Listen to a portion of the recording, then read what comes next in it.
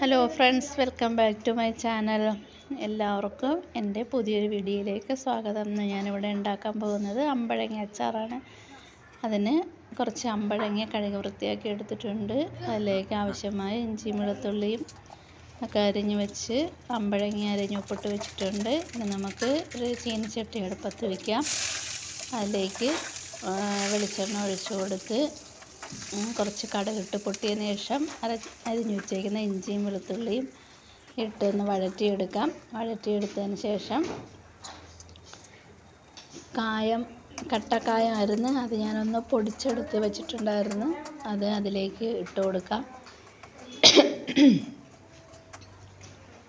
അത് നന്നായി വഴന്ന് വന്നതിന് ശേഷം നമ്മുടെ അമ്പഴങ്ങയിൽ വെള്ളം തെളിഞ്ഞ് നിൽപ്പുണ്ടായിരുന്നു. ഉപ്പൊക്കെ ഒഴിച്ചപ്പോൾ വെള്ളം ആയിട്ടുണ്ടായിരുന്നു. ആ വെള്ളം ഇനി അതിലേക്ക് ഒഴിച്ചു കൊടുക്കാം. ആ വെള്ളം ഒന്ന് കായുമായിട്ടൊക്കെ ഒന്ന് മെൽറ്റായി വരാനായിട്ട് നന്നായിട്ടൊന്ന് മിക്സ് ചെയ്ത് കൊടുക്കാം. എന്നിട്ട് അത് തിളച്ചതിന് ശേഷം ആവശ്യത്തിന് മുളക് പൊടി ഇട്ട് കൊടുക്കാം. ഉപ്പ് അതിൽ ചേർത്തിട്ടുള്ളത് കൊണ്ട് ഇനി ഉപ്പിടേണ്ട ആവശ്യമില്ല.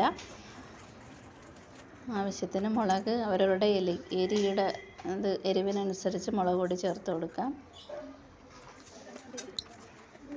അത് നന്നായിട്ട് യോജിപ്പിച്ചതിന് ശേഷം നമ്മുടെ അരിഞ്ഞു വെച്ചേക്കുന്ന അമ്പഴങ്ങ അതിലേക്ക് ഇട്ട് കൊടുക്കാം.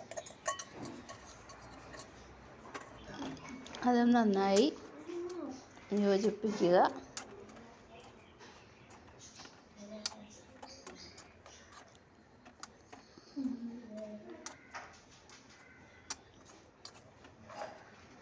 നന്നായി യോജിപ്പിച്ച് എടുത്തതിന് ശേഷം ഫ്ലെയിം ഓഫ് ചെയ്യാം. ഫ്ലെയിം ഓഫ് ചെയ്താലും കുറച്ച് നേരം കൂടെ ഒന്ന് ഇളക്കി കൊടുക്കുന്നത് നല്ലതാണ്.